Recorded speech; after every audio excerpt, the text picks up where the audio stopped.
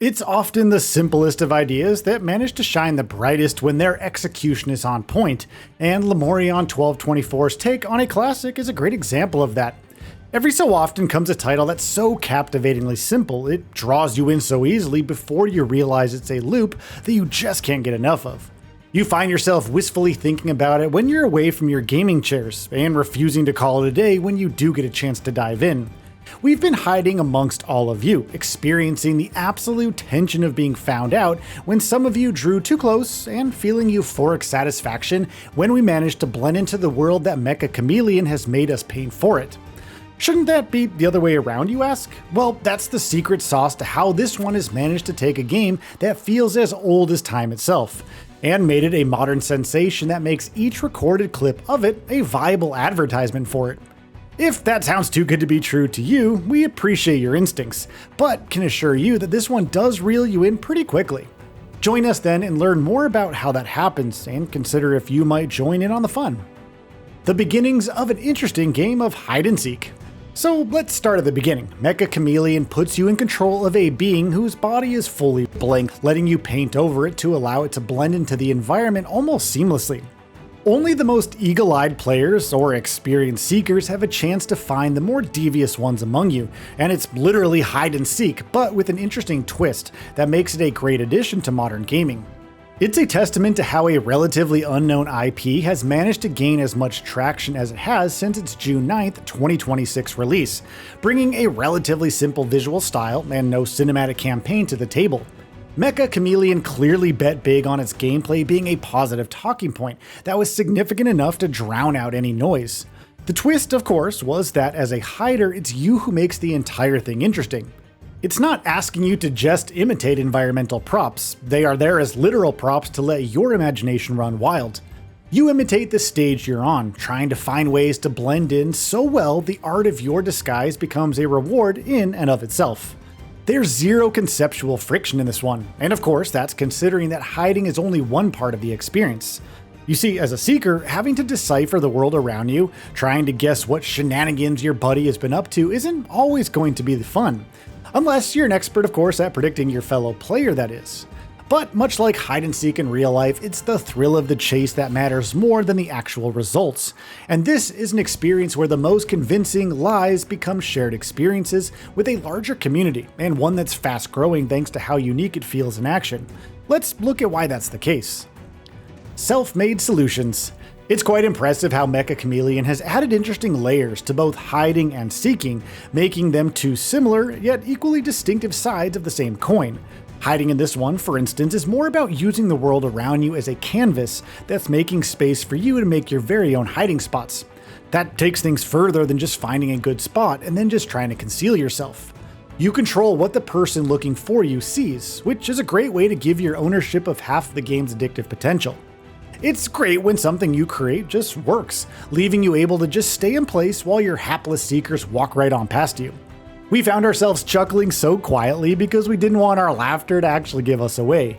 That's how deeply this one pulls you into the experience.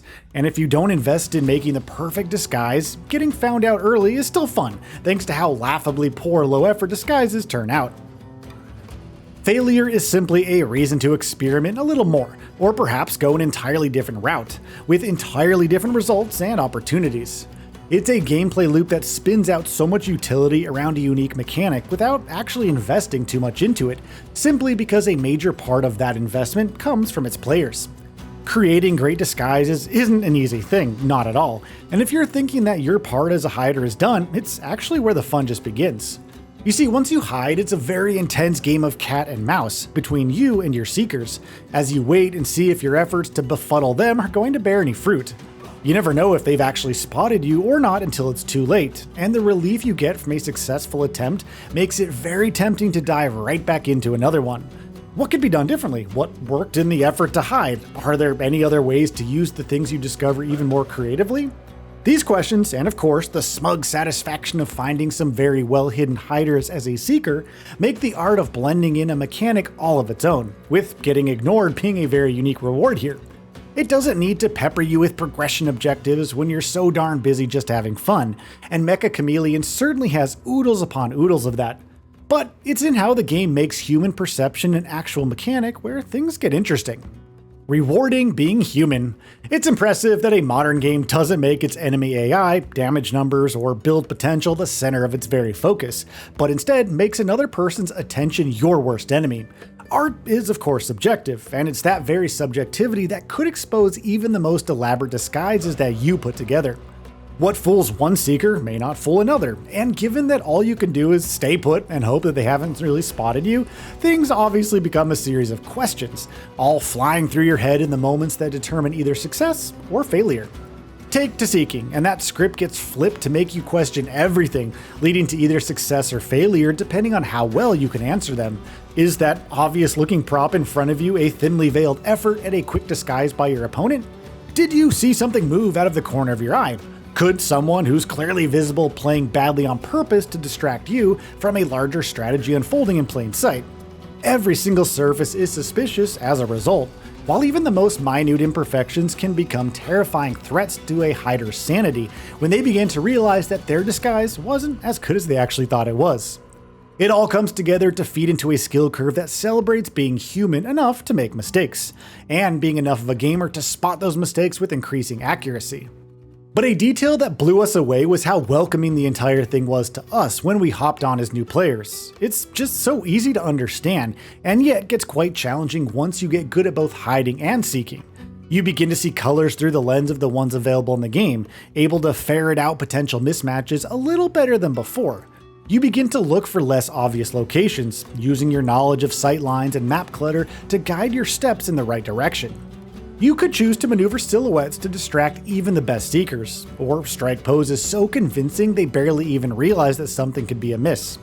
You could even use a disguise's imperfections to alleviate suspicions, if you play your cards right of course, and it makes this a game of entirely human skills that you sharpen the more you play it, and that's another facet of why it's as addictive as it is.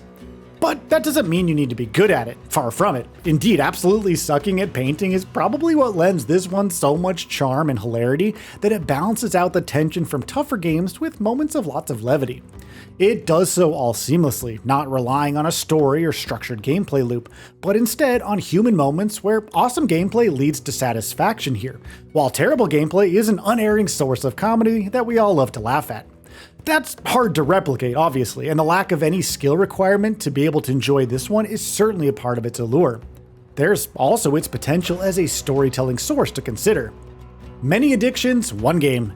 It's a fun feeling to end a game and find out your target was right in front of you the whole freaking time, or that you were looking directly at them while searching a level. You could have thought that a chair looked mighty suspicious, only to find that you were right all along, but only after the game actually ended.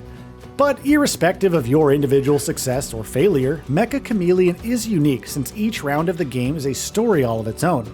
It unfolds with your hider's efforts to conceal themselves acting as a sort of setup, with the seeker's efforts to find them bringing in anticipation, the tension of near discovery, or the reversal of remaining undiscovered, and the resulting punchline depending on what unfolded in that round.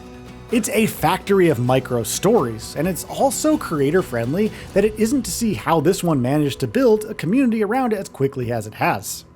It's also great how the hider and seeker roles manage to feed so well into each other, as getting good at one allows you to learn more about what works against the other, and then using that very knowledge to further get better at the game as a whole. However, the very simplicity baked into it makes that progress an infinite loop, needing no systems to keep feeding it. It's just there, enjoyable and easy for anyone watching to immediately become a part of the fun, in a way that's made the simple visuals become endearingly familiar. As a viewer, you're automatically sucked into the perspective you're a part of, and finding so many impressive disguises and finds has become an admittedly large part of our scrolling times as a group. We honestly can't stop talking about the best ones, and of course trying to replicate or build on them with varying levels of success when we get together for a few rounds. As content though, the game's audiences get the joke before its participants, which can make streams of this one quite entertaining indeed. The low price means a lower bar for accessibility and justifies the simplicity of the experience, while allowing a wider range of players to discover its actual complexity for themselves. But it's more than that. As a title that's banking on massive multiplayer potential, making this one as accessible as it can be is a smart move, as cheaper multiplayer titles are of course easier to recommend and faster to onboard new players as a result. For a game like this one, that means enough players, active lobbies, more potential players willing to experiment, and perhaps even a significant number of impulse purchases. A possibility with a game that's this interesting. It's a fun game and a funny one to play with your friends, but it's more than just mere friend slop. It's a title that doesn't ask too much of you, while still giving you something justified by its price point, and with a value offering that's entirely dependent on how much you engage with it. The simplicity of all of it is the product itself, in this case. But its developers need to be aware of potential pitfalls. Its very success could make it become a familiar hunting ground for talented seekers, while the best hiders manage to fly low under the radar while risking lower engagement since they've become as good as they have. There are also reports of cheats being deployed for unfair advantages. Automating an experience that's designed around being as human as you can get ruins the fun after all.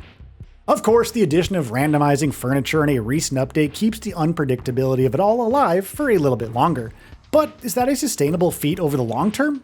Meccha Chameleon can survive only if its players keep questioning what's in a room, no longer trusting their own eyes thanks to how the game is structured. It's going to be interesting to see how it keeps us all coming back for more, but for the moment, we're happy to get back to painting and seeking to our heart's content. So, what are your thoughts on this? Go ahead and share them in the comments below. And if you like this video, please subscribe to the channel and enable all notifications by clicking the bell icon to get new video updates. We upload every day and would really appreciate your support. Thanks for watching.